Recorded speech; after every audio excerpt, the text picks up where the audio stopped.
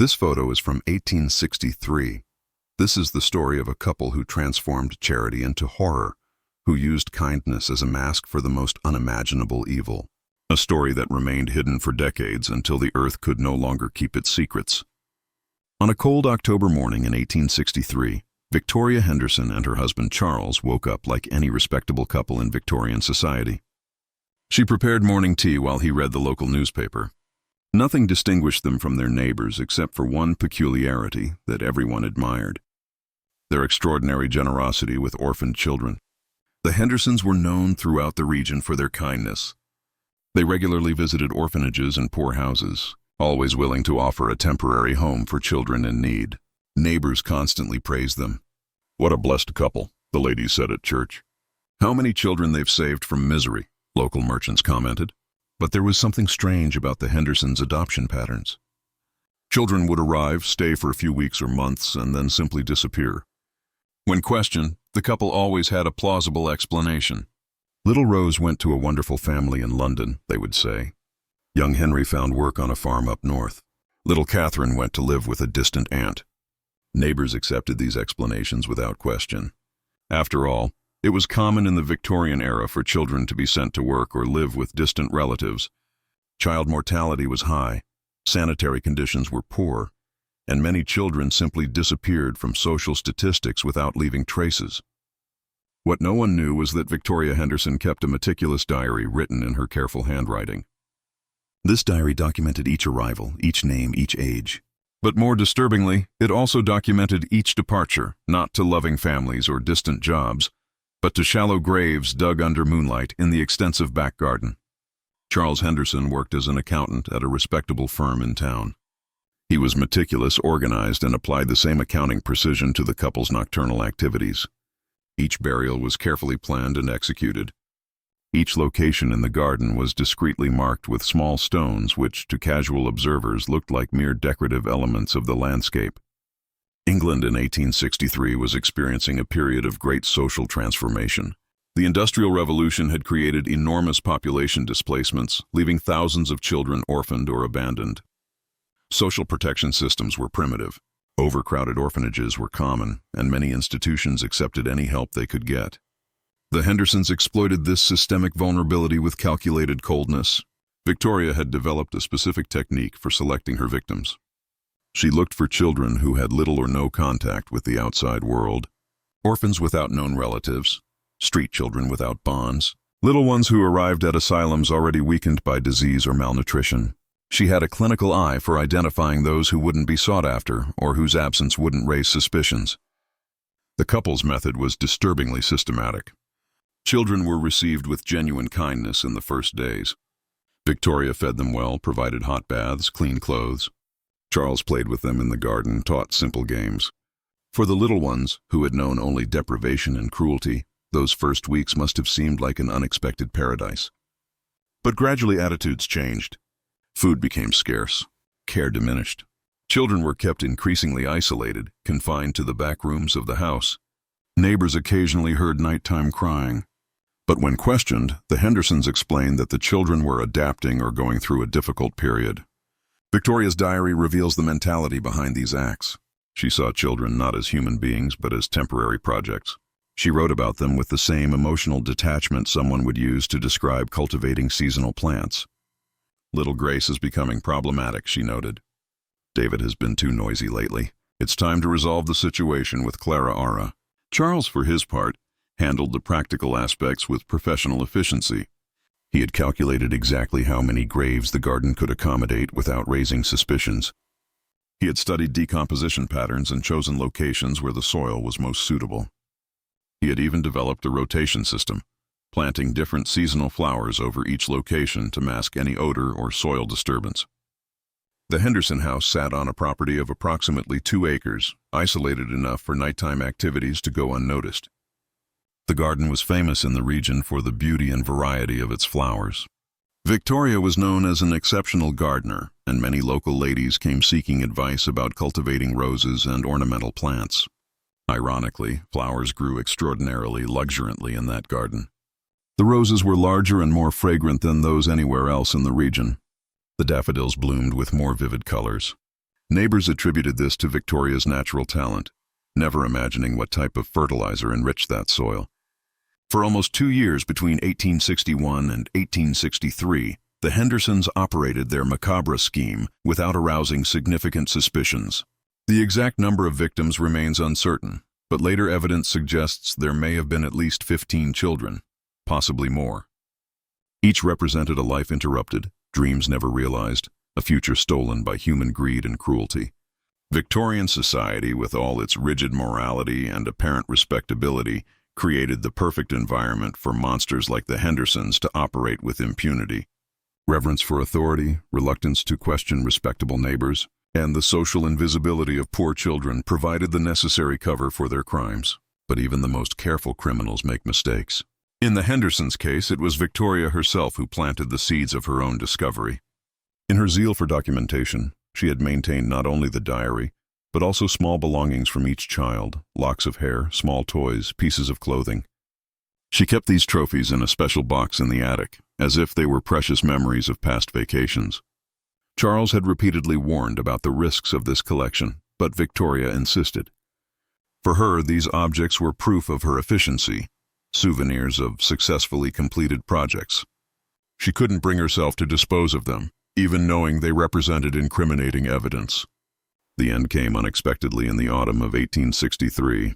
A routine inspection by local government, part of a new program to monitor rural living conditions, included the Henderson property.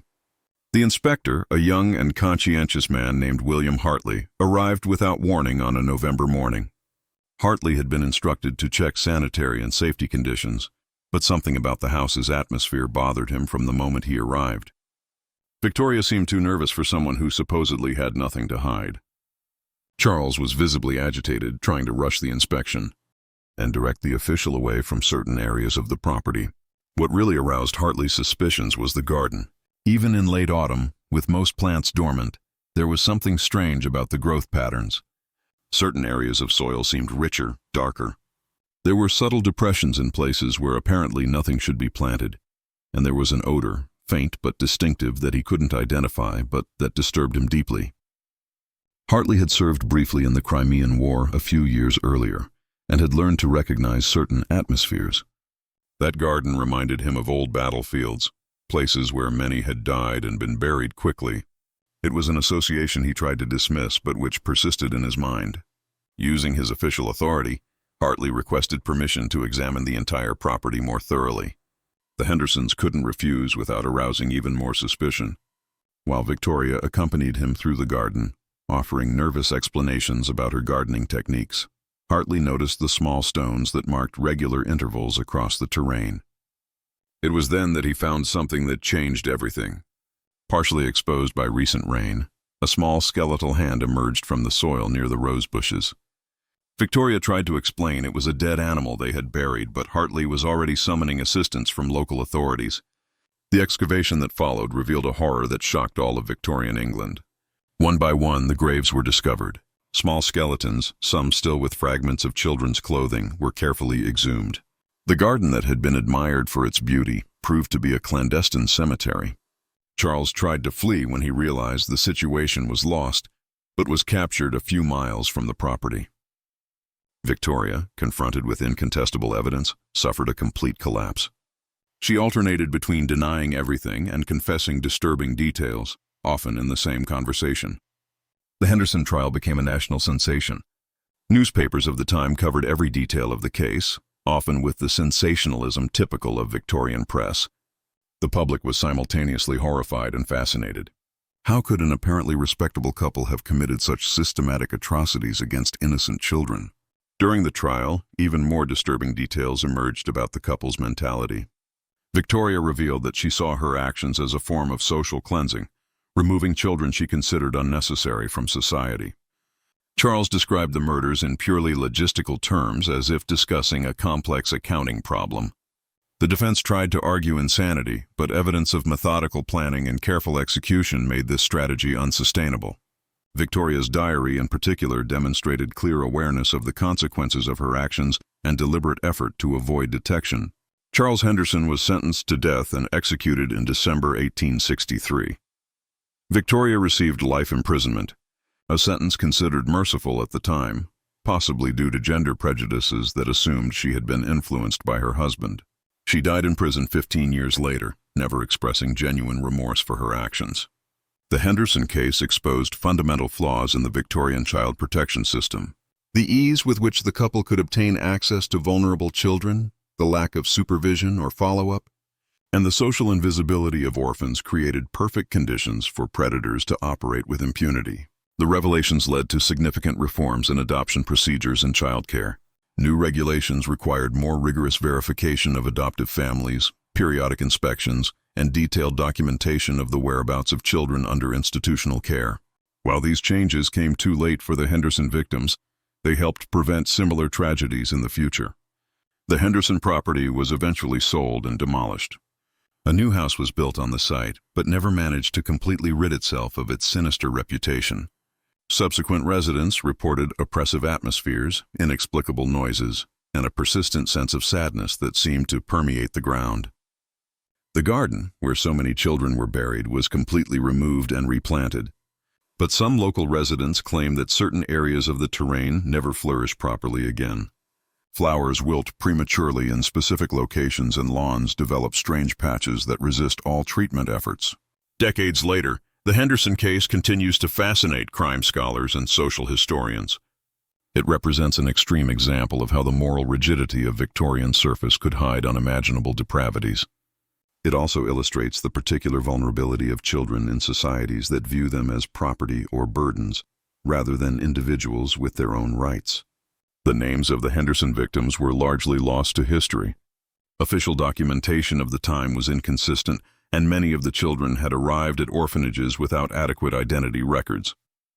This bureaucratic invisibility facilitated their disappearances and complicated later efforts to identify them properly. Modern researchers have attempted to reconstruct the victims' identities through fragmentary orphanage records, police reports, and trial testimony. So far, they have been able to identify with certainty only 7 of the children. Rose Collins, 8 years old, Henry Wright, 6 years old, Catherine Murphy, 9 years old, Samuel Patterson, 7 years old, Alice Johnson, 5 years old, William O'Brien, 8 years old, and Grace Wilson, 6 years old. Each name represents a complete life that was cruelly interrupted. Rose, who dreamed of learning to read. Henry, who made friends easily, even in the most difficult circumstances. Catherine, who sang to comfort younger children in the orphanage. Their individual stories were preserved in fragments in institutional records, moving reminders of lost humanity. Victoria Henderson's diary, preserved as judicial evidence, offers a disturbing window into the mind of a serial killer. Her entries reveal a gradual progression from morbid curiosity to calculated violence. Initially, she seemed genuinely interested in helping children, but gradually developed an obsession with total control over their lives and deaths. "Today I received little Rose," she wrote in a typical entry. "She is thin but has lively eyes. It will be interesting to see how long she remains so." The clinical and detached language of these entries shocks even modern readers accustomed to media violence. Charles Henderson, on the other hand, left few personal records. His work colleagues described him as meticulous but emotionally distant. Apparently, he viewed the murders as logistical problems to be solved efficiently. His contribution to the couple's activities was mainly technical planning, execution, and cover-up. The dynamic between Victoria and Charles remains a psychological mystery. It's unclear which of them initiated the murders or how they convinced each other to participate. Modern criminological theories suggest they may have fed off each other's violent fantasies, creating a spiral of escalation that culminated in serial homicide. The impact of the Henderson case extended far beyond their direct victims. Families in the region developed paranoid fears about leaving children alone or allowing strangers to approach them. Trust in the benevolence of respectable neighbors was severely shaken. Many parents began questioning people they would previously have considered above suspicion. This erosion of social trust had lasting consequences. Communities that previously functioned based on informal networks of mutual support became more cautious and insular. The Henderson case contributed to a broader cultural shift toward skepticism and suspicion that would characterize later decades. Today, more than 160 years later, the Henderson case remains relevant as a dark reminder of human capacity for evil.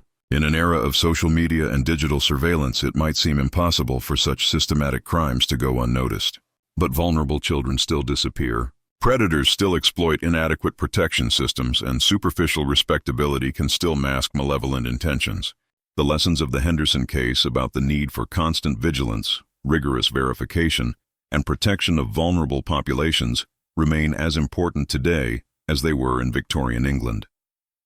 The only difference is that we now have better tools to detect and prevent such atrocities if we have the will to use them properly. The Henderson story serves as a reminder that evil rarely announces its presence with dramatic fanfare. More frequently, it disguises itself as virtue, operating in the shadows of respectability and taking advantage of others' trust. The neighbors who praised the couple's kindness never suspected they were being deceived by consumer sociopaths. This case also illustrates how societies consistently failed to protect their most vulnerable members. The children who died in the Henderson garden were invisible not only to their killers, but to an entire social system that saw them as disposable. Their tragedy is also a reflection of their era's priorities and values. As we walk modern streets, passing apparently innocent suburban houses, it's worth remembering the fundamental lesson of the Henderson case. We never completely know what happens behind closed doors. Normality can be a mask, kindness can be a performance, and the most beautiful gardens can hide the darkest secrets. The Henderson victims deserve to be remembered not just as statistics in a criminal case, but as unique individuals whose lives were tragically interrupted. Their deaths serve to expose systemic failures and catalyze important reforms. In their memory, we must remain vigilant against those who would exploit the vulnerable and committed to protecting those who cannot protect themselves. The ground where the Henderson house stood today houses a small public park. A discreet plaque mentions that the site has local historical significance without elaborating on the specific nature of that significance. Children play where other children were buried, a circle of life that offers a melancholic form of redemption. But on quiet nights, when the wind blows through the trees planted where rose bushes once grew, some local residents claim to hear distant echoes, laughter from children who never had the chance to grow up, voices that were silenced before they could tell their own stories. This is the story of the Hendersons, a couple who transformed charity into cruelty, who used kindness as a weapon, and whose crimes shocked an entire nation. It's a reminder that evil can wear any mask, and that our vigilance in protecting the vulnerable must be constant and relentless. If this story has touched you, if it has made you reflect on the importance of protecting those who cannot protect themselves, consider subscribing to our channel. We continue exploring the darkest mysteries of human history, always seeking the truth behind the masks that society uses to hide its most disturbing secrets. Because only by understanding our darkest past can we hope to build a safer future for all. Please like, share, subscribe for more videos.